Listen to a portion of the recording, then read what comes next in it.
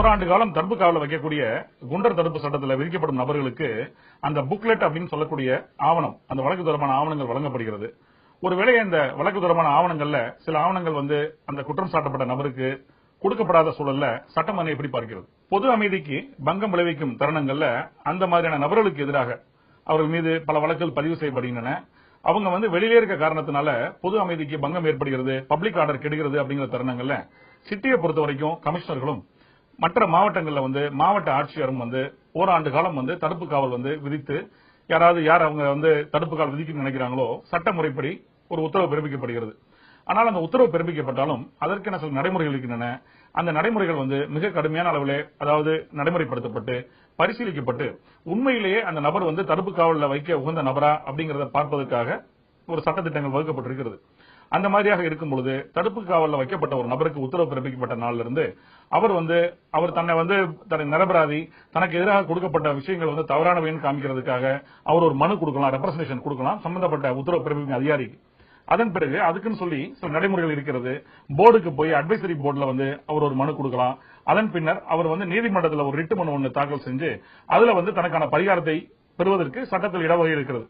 அந்த மாதிரியான தருணங்கள்ல அந்த புக்லெட் அப்படிங்கறத பொறுத்த வரைக்கும் அது கிரவுண்ட் கேஸ், எந்த கிரவுண்ட் கேஸ்ல எந்த குற்ற வழக்குல அவர் கைது செய்யப்படுகிறாரோ அந்த வழக்கு மற்றும் அட்வர்ஸ் கேஸ், அதாவது அவர் மீது குறையாகவும் சரி குற்றமாகவும் இருக்கக்கூடிய பிற வழக்குகள், இது எல்லாமே அடிப்படையாக கொண்டுதான் ஒருத்தருக்கு டிடென்ஷன் விதிக்கப்படுகிறது. இதை ஸ்பான்சரிங் அத்தாரிட்டி, டிடைனிங் அத்தாரிட்டி அப்படிங்கிற அடிப்படையில் எந்த காவல் நிலையத்தில் அந்த வழக்கு பதிவு செய்யப்படுகிறதோ அவர் ஸ்பான்சரிங் அத்தாரிட்டியாகவும், யார் அந்த உத்தரவு பிறப்பிக்கிறாரோ அவர் டிடைனிங் அத்தாரிட்டியாகவும் கைப்பற்றுகிறார்கள். இந்த மாதிரியான தருணங்கள்ல பாதிக்கப்பட்ட நபர்களுக்கு எதிராக கடுமையான விஷயங்கள் எதுவும் நடந்துவிடக்கூடாது.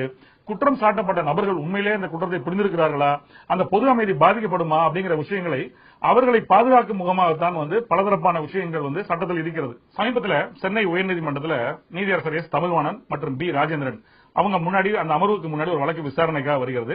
வழக்கை தாக்கல் செய்தவர் ஒருத்தர் அந்த தடுப்பாணையில் உள்ள வைக்கப்பட்டிருக்கிற நபருடைய சகோதரர். அவர் சொல்றாரு, என்னுடைய சகோதரர் அங்க சிட்டியில கமிஷனரால் உத்தரவு பிறப்பிக்கப்பட்டு அவர் குண்டாஸ்ல டிடென் செய்யப்பட்டிருக்கிறார், அவர் புழல் சிறையில் இருக்கிறாரு அப்படிங்கிறப்போ அவர் சொல்றாரு, என்னுடைய சகோதரருக்காக கொடுக்கப்பட்ட ஆவணங்கள்ல பல வழக்குகள் காட்டப்பட்டிருக்கின்றன. கே நகர்ல சம்பந்தப்பட்ட காவல் நிலைய வழக்கு ஒன்று, திருமங்கலம் காவல் நிலைய சம்பந்தப்பட்ட வழக்கு ஒன்று காட்டப்பட்டிருக்கின்றன. ஆனாலும் அந்த வழக்கில் அவர் ஜாமீன் எடுத்திருந்தாலும் அந்த ஜாமீன்ல எடுத்ததுக்கான அந்த உத்தரவுகளை அந்த புக்லெட்ல வைக்கவில்லை. ஆகவே என்னுடைய சகோதரர் ஒரு திறம்பட்ட வகையிலே ஒரு மனு ஒன்று கொடுக்க முடியல. அவருக்கு எதிராக வைக்கப்பட்ட வழக்குகள்ல சம்பந்தப்பட்ட ஆவணங்கள் எல்லாமே முறையாக அவருக்கு சப்ளை பண்ணாத காரணத்தால், அவருக்கு கொடுக்கப்படாத காரணத்தால் அவரால் ஒரு ஃபேர் ரெப்ரசன்டேஷன், ஒரு முறையான ஒரு சுதந்திரமான தெளிவான ஒரு மனு ஒன்று கொடுக்க முடியல அப்படிங்கறத ஒரு வாதமாக வைக்கிறார். அரசு தரப்பில் சொல்லப்படுகிறது அந்த உத்தரவு சரியானதுதான், அவருக்கு எதிராக பல வழக்குகள் இருக்கின்றன அப்படின்னு சொன்னாலும் அரசு தரப்புல ஒத்துக்கொள்ளப்படுகிறது. அதாவது அவர் ஜாமீன்ல பிற வழக்குகள் அட்வர்ஸ் கேஸ்ல போன வழக்குகளுடைய உத்தரவுகள் வைக்கப்படவில்லை அப்படிங்கறத சொல்றாங்க. அப்போ அந்த அமர்வு தெளிவாக வரையறை செய்கிறது, உச்சநீதிமன்ற தீர்ப்பின் அடிப்படையில் ஒரு நபருக்கு எதிராக தடுப்பாணை பிறப்பிக்கப்பட்டால் அவர் ஏதாவது மற்ற வழக்குகள்ல அதாவது அந்த உத்தரவுல குறிப்பிடப்பட்டிருக்க வழக்குகள்ல அவர் ஜாமீன்ல போயிருந்தாருன்னா அந்த ஜாமீன் உத்தரவு சம்பந்தமான விஷயங்கள் அவருக்கு கொடுக்கப்படணும். அதெல்லாம் இருந்தால் மட்டும்தான் அவரால் தன்னை காப்பாற்றிக் கொள்வதற்காக ஒரு மனு கொடுக்க முடியும் அப்படிங்கிற அடிப்படையில் ஒரு வழக்கு தீர்மானிக்கப்பட்ட காரணத்தினால இந்த வழக்கிலையும் அதே சூழ்நிலை இருக்கிறது. ஆகவே அவருக்கு எதிராக பிறப்பிக்கப்பட்ட அந்த தடுப்பாணை சரியானதுன்னு உத்தரவு பிறப்பிச்சிருக்காங்க.